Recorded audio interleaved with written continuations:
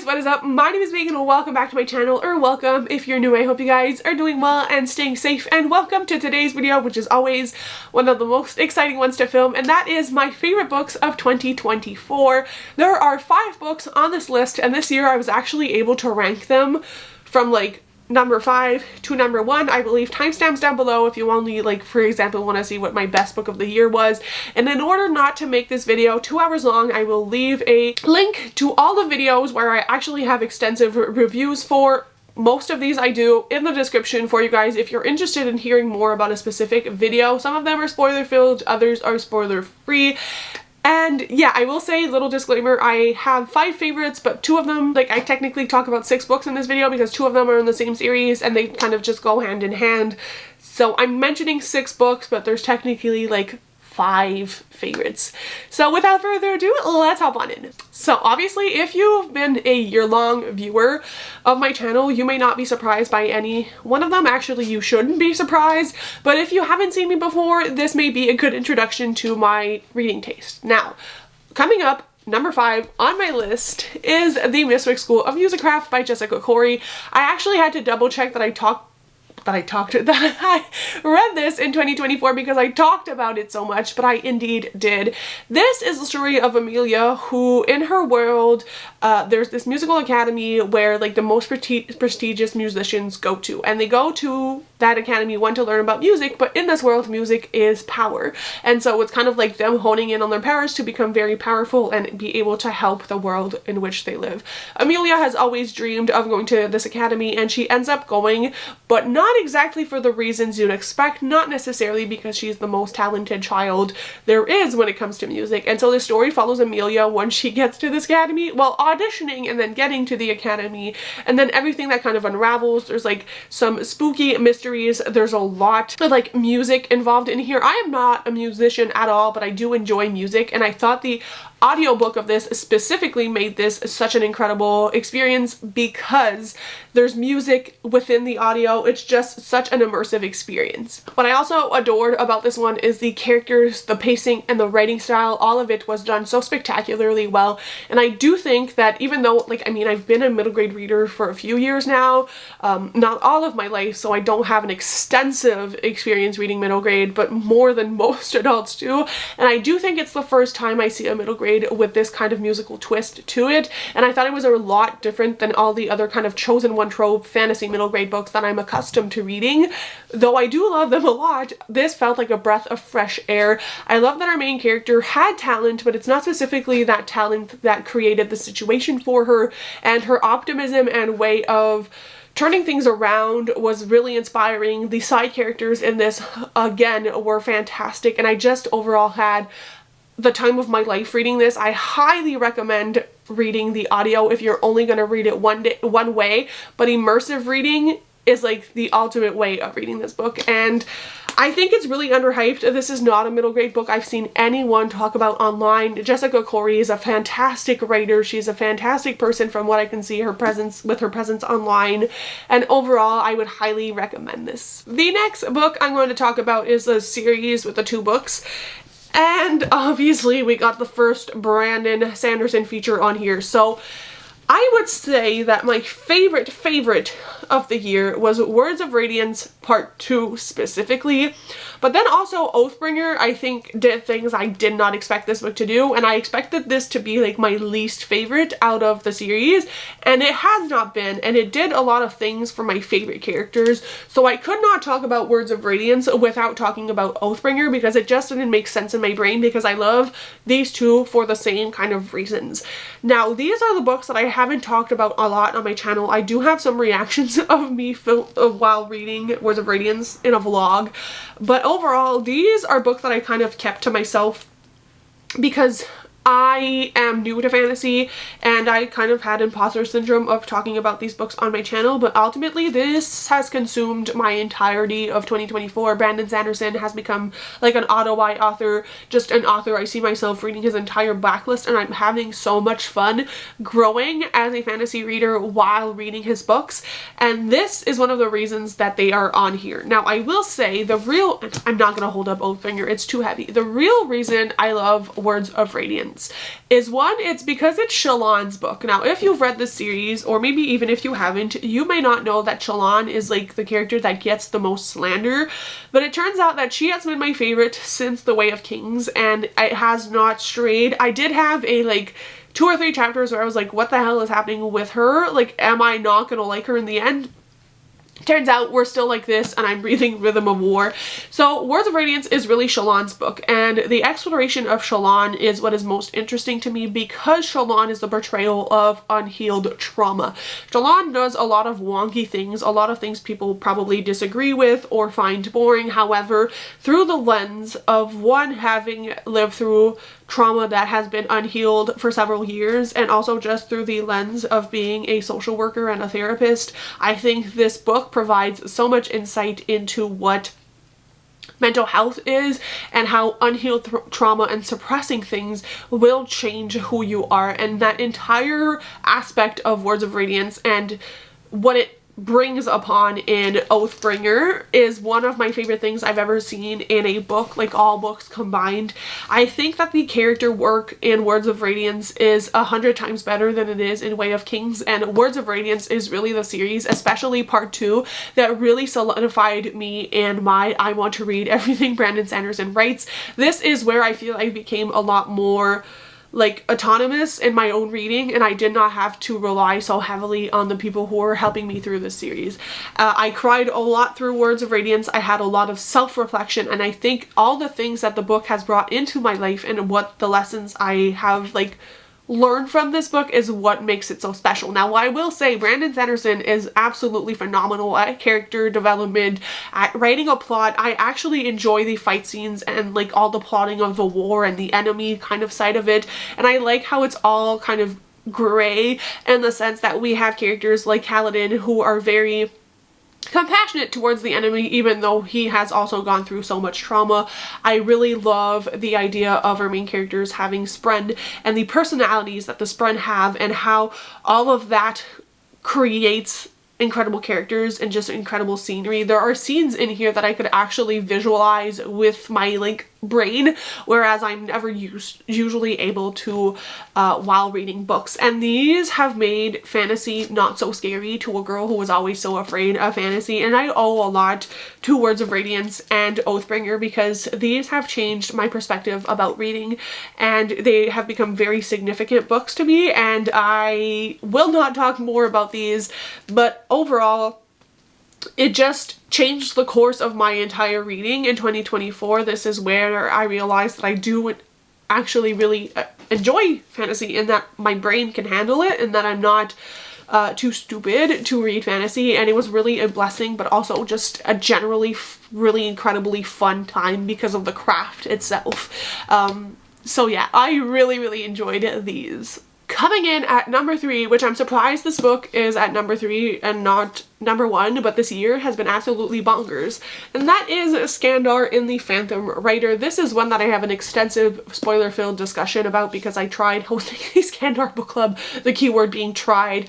Skandar is a series that means a lot to me in general. I loved Skandar 1 with my entire heart. However, and I will like leave it to this explanation, Skandar 2 did everything Skandar 1 did, even better.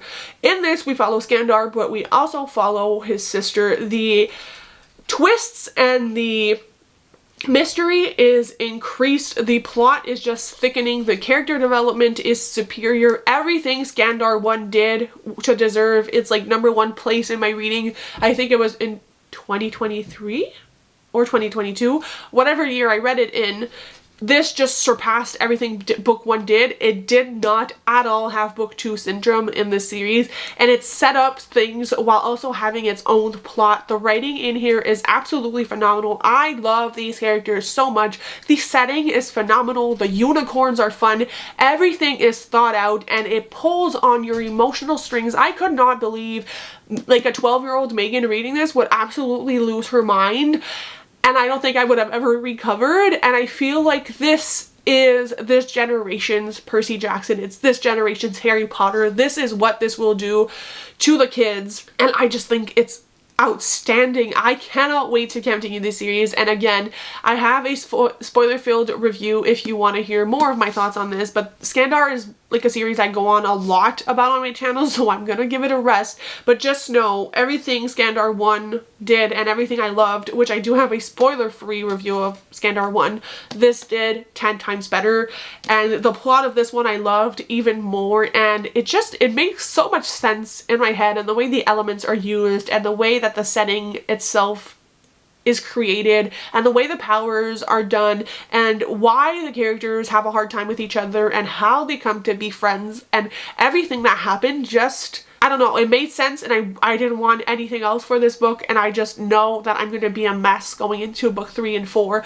but that's what I want. I want to be emotionally attached to a world and a setting and a group of people that make me want to continue reading, because what am I reading about if I don't care about the characters? I am a character girly through and through, and this just satisfies all of my needs when it comes to middle grade and more. It's incredible. Coming in at number 2 is the last middle grade on my list, and that is the Chronicles of Whetherwhy, the Age of Enchantment by Anna James.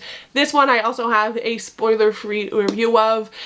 I can't believe this because technically this is not even out in the US yet, or Canada. It's only out in the UK. This is bloody brilliant. The audio for this is fantastic, and it does everything Anna James does best, but with a different kind of twist on it. I do feel like, for reference, Anna James is the author of Pages & Co., which is a fantastic series, but this is like, to me, better than Pages & Co. and a tad bit darker. So I would say that this is for middle grade readers that are a little bit older, or obviously adults who read middle grade, and it's just the wonder and the whimsy, and again, the magical setting and the way the magic works, and all of it felt so incredible. If you don't know, the Chronicles of Whetherwhy follows two main characters that are siblings, and in the world where they live on the 13th birthday, I can never say that frickin' number, they are to be tested because everybody in this world has powers that are related to one of the 4 seasons, but then there are people named enchanters who have powers of all 4 seasons, and so the test is to see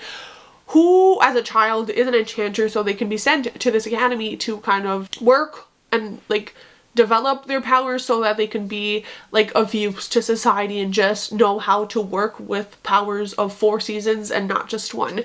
And as you can guess, one of our main characters goes to the academy and is an enchanter, and the other sibling is not. And this book is a lot about discrimination, in the sense that the people who do have powers of 4 seasons are seen as people who are more powerful and deserve more and just have an easier way with life and more rights, whereas the people who don't kind of have the more menial jobs and just don't do as much with their powers, obviously, because they don't have the abilities. And so we have a secret society who is kind of trying to overthrow the academy, and so one of our main characters kind of gets wrapped up in this while the other is trying to figure out what exactly is happening within the academy, and their stories obviously will mesh back from there. It's a lot about inequality and how also some people who try to fight for equality don't necessarily fight doing the right things, and they permit themselves things just because they're like, well, everybody should have power.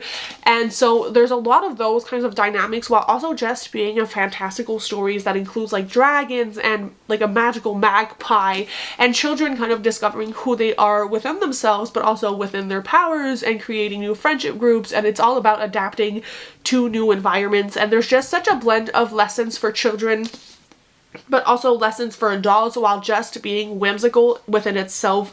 The powers of the 4 seasons are absolutely phenomenal, and though I will say I've never sat down and been like, what powers would I attribute to summer and winter, I've never thought it through, but when I read this book, I'm like, there's no other right answer. Like this made so much sense, and there's just so many whimsical things that happen and things to be learned, and I just cannot wait to see where the second book goes when it publishes, because this is indeed another middle grade series, and it just has the Anna James charm to it, and she is great at creating stories where you follow multiple perspectives without being just like a regular dual POV.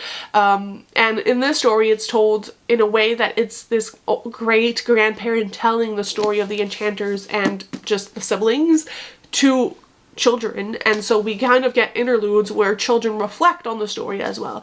It's really crafted like nothing else I've ever read, and again, I just think that this pulls itself out and is just a superior middle grade book to the vast majority of it in the way it was written and the way it's crafted and just the overall work that the author put in. And Anna James, again, is one of my favorite authors ever. She is such a kind soul. I love her presence on social media, and I could not recommend this enough. Pick it up when it comes out, US, Canada, if you haven't already. And the last book, and my favorite book of the year, I think everybody can guess it at this point. Leave a comment down below if you tried to guess, if you were guessing this right. I love this so much. This is Tress of the Emerald Sea by Brandon Sanderson. It is his first book in his set of 4 secret projects. And I wish, and I wish, and I wish that I had the beautiful Dragonsteel edition. One day I will try and be its proud owner because I would have loved to pull that up for you guys today. I have like a 35-minute review deep diving into why I love Tress, so it's going to be hard to make it like a minute or two, but I will try my best. So Tress of the Emerald Sea is a twist on the Princess Bride, and it's basically a twist in the sense that our heroine learns that she can be like full and do things on her own without a man while on a mission to rescue said man. And the reason I love Tress is for all the same reasons. For example, I loved Oathbringer and Words of Radiance in the sense that I always mush his names together. Brandon Sanderson is such a craftsman. I think that his world building makes so much sense, even though like obviously I'm new to fantasy. There are some parts that are a little bit more difficult. Tress is definitely more of an entry point than Stormlight Archives, but the world just makes sense, and the way that things are written is not overly lyrical. I hate lyrical writing, but it's still more beautiful than just like words on a page. But most of all, what Brandon Sanderson does is the interweaving of character growth with lessons that are both provided to the characters and the reader. And Tress focuses a lot on the power of empathy. And for me, 2024 was a year of burnout and a year of reminding myself that being an empath is not a bad thing, and it is a power more than it is a weakness. And this is exactly the topic that is explored in this book. And a lot of what Tress has to learn is that 1, she can trust herself to do things even if they are hard, and 2, it doesn't mean it's a bad thing to like have empathy and help others, as long as you can also ask for help when you need it. And so this is a story of personal growth, but it's also a magical story. It feels like a fairy tale. Again, the audiobook for this is absolutely phenomenal, and it just grips you in, and it's like a fairy tale for adults where you as a reader learn about yourself like you did with fairy tales when you were a child. And it's just a beautiful reminder while also being like kind of a pirate story.